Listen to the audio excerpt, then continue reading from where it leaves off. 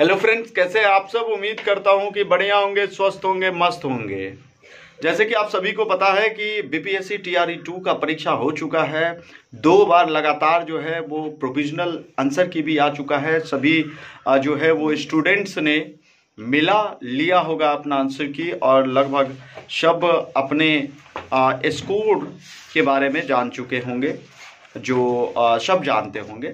लेकिन इस बीच में ही एक बीपीएससी के द्वारा एक मनमानी की गई है।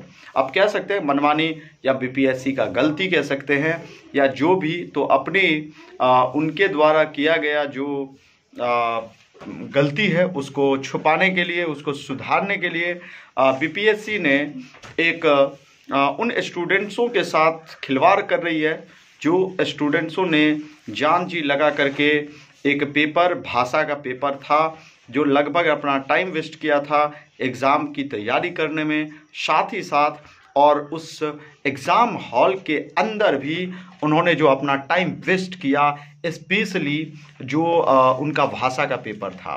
भाषा पेपर में जैसे कि आप सभी को बता दूं कि फॉर्म फिल करने के समय में जो भाषा था वह आपको इंग्लिश था, हिंदी था और उर्दू और बंगाली था। लेकिन जब क्वेश्चन पेपर दी गई 6 to 8 और 9 10 का, तो उस समय भाषा पेपर 1 में सिर्फ और सिर्फ क्वेश्चन जो था वह आपको हिंदी और इंग्लिश का ही था। उसमें बंगाली और उर्दू का क्वेश्चन नहीं दिया गया था। और आप सभी को पता होगा कि 9 नंबर लाना अनिवार्य था। और क्वेश्चन जो हिंदी का था, क्वेश्चन का लेवल वो थोड़ा टफ था इस बार के बीपीएससी टीआरई 1 में। और सबको पता था, बहुत सारे ऐसे स्टूडेंट थे जो बीपीएससी टीआरई 2 में जो भाषा का पेपर था उसमें भी बॉर्डर पे थे, मतलब 9 10 11 नंबर के आसपास था। बहुत सारे ऐसे स्टूडेंट थे कि जो मेन पेपर था उसमें उनको 85 नंबर आ चुका था, और फिर भी वह 7 और 8 नंबर मात्र ला रहे थे भाषा के पेपर में। अब आप सोच सकते हैं कि जो 85 नंबर अंक लाए होंगे वो स्टूडेंट जो है वो 2.5 घंटे में ज़्यादा से ज़्यादा टाइम जरूर दिए होंगे अपने मेन पेपर पे, और देना भी ज़्यादा उचित था। लेकिन और एक जो बॉर्डर था, मतलब एक जो ब्रेकर था जिसको हमें पार करना अति आवश्यक था, वो था भाषा का पेपर।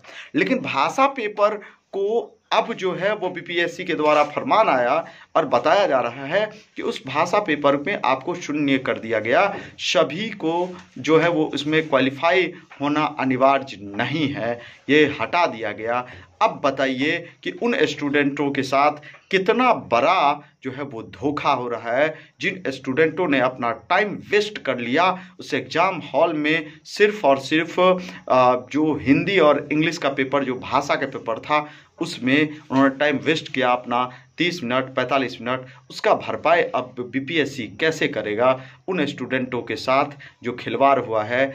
इसलिए बीपीएससी के चेयरमैन और जो अतुल प्रसाद जी है, जो एकाएक बार बार इस तरह के ट्वीट करते हैं, हर चीज़ में इंफॉर्मेशन। बहुत सारे तो ऐसे बच्चे होते हैं, आपको बता दूं, कि एग्ज़ाम देने के बाद सो जाते हैं। उनको पता होता है कि सीधे अब रिजल्ट आएगा, उस समय बता दिया जाएगा, और हर एक दिन जो है वो कुछ ना कुछ आ रहा है।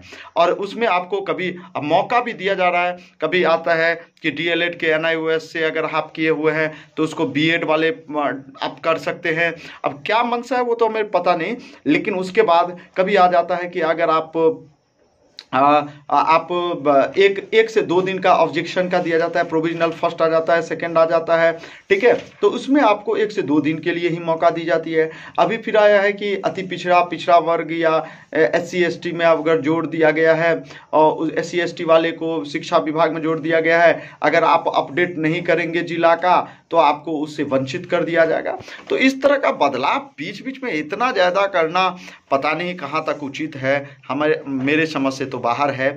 लेकिन फिर भी आप सभी को जो है वो पॉजिटिव रहना है। ये तो ज़रूर है कि कट ऑफ पर इसका प्रभाव बहुत ज़्यादा पड़ेगा, क्योंकि वो उन स्टूडेंट्स ज़रूर जो है वो ज़्यादा दिक्कतें हो सकती है जिन्होंने भाषा का पेपर तैयारी किया और अपना टाइम वेस्ट किया उस एग्ज़ाम हॉल के अंदर भाषा पेपर पर ज़्यादा से ज़्यादा, क्योंकि टाइम का सबसे ज़्यादा प्रेशर रहता है एग्ज़ाम हॉल के अंदर।